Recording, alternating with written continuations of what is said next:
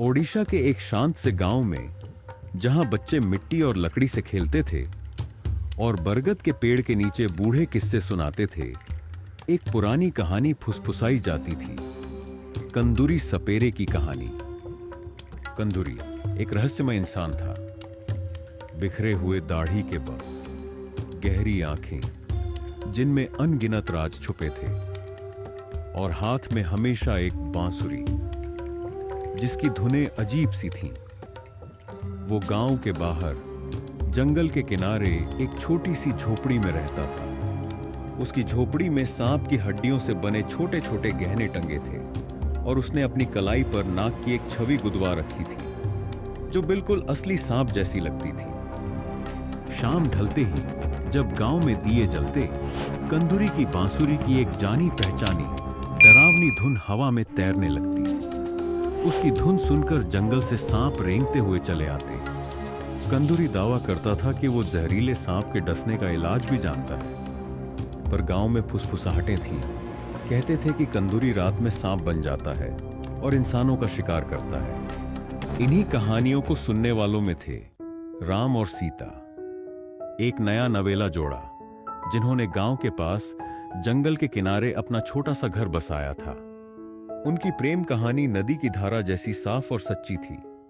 एक शाम जब आकाश में चांद बस एक पतली सी नोक बनकर टिमटिमा रहा था और सारी धरती चांदी की चादर में लिपटी थी, राम ने अचानक फुफकारने की आवाज सुनी। जिज्ञासा और अपनी प्रिय पत्नी की रक्षा की भावना से वो अपने घर से बाहर निकला। कई घंटे बीत गए। चिंतित होकर सीता बाहर निकली और देखा राम जमीन पर गिरा पड़ा था। उसके पैर पर एक सांप के काटने का निशान था और दूर एक काली परछाई फुफकारती हुई जा रही थी। घबराई हुई सीता को कंदूरी और उसकी चमत्कारी इलाज की कहानियां याद आ गईं। ठंडी रात में दौड़ती हुई सीता सपेरे कंदूरी की झोपड़ी तक पहुंच गई, लेकिन जो दृश्य उसने देखा वो उसकी कल्पना से भी परे था।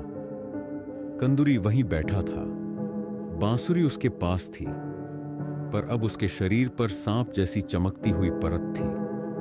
उसकी आंखें जो सांप जैसी थीं, भूख से सीता को घूर रही थीं। सीता समझ गई, लेकिन खुद को संभालते हुए वो गिड़गिड़ाने का नाटक करने लगी कि उसके पास एक अनमोल रत्न है जिसे वो राम के इलाज के बदले देना चाहती है। कंदूरी रत्न के लालच में कुछ पल के लिए इंसानी रूप में लौट आया। सीता ने मौके का फायदा उठाया। उसने झट से एक चाकू उठाया और एक तेज वार में सांप की पूंछ काट दी, जिससे वो शक्तिहीन हो गया। कंदूरी दर्द में तड़प उठा। सीता ने राम को उठाया और दौड़ती हुई गांव के वैद्य के पास पहुंची। कई घबराए हुए पल बाद वैद्य ने राम की जान बचा ली। गांव में जब यह कहानी फैली तो गुस्सा भड़क उठा। सब चाहते थे कि कंदूरी को जला दिया जाए, लेकिन सीता ने राम के साथ खड़ी होकर सबको समझाया कि उसे जंगल में भगा देना ही सबसे बड़ी सजा होगी। कंदूरी, जो अब आधा इंसान आधा सांप बन चुका था, हमेशा के लिए जंगल के अंधेरों में खो गया। अपने घर में राम ने सीता को कसकर गले लगा लिया। दोनों अब उस गांव के लिए प्यार और उम्मीद की एक नई मिसाल बन गए। और आने वाले सालों में जब बच्चे मिट्टी से खेलते और बूढ़े बरगद के नीचे बैठते, तो वे डरावने कंदूरी की नहीं, बल्कि सीता की बहादुरी, समझदारी और प्रेम की कहानियां सुनाया करते थे।